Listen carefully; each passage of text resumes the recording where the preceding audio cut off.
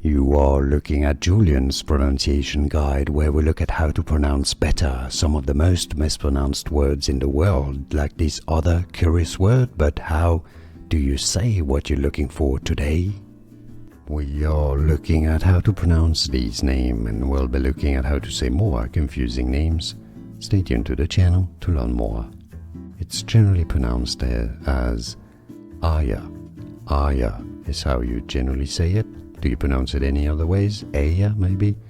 Let us know in the comments. The most common pronunciation, Aya. And now you know. More videos for you here to learn more correct pronunciations. I'll see you there. Thanks for watching. Here are more videos on how to pronounce more confusing words and names too many mispronounced. Like this video if you found it useful. I appreciate your support. I'll see you soon and thanks for watching.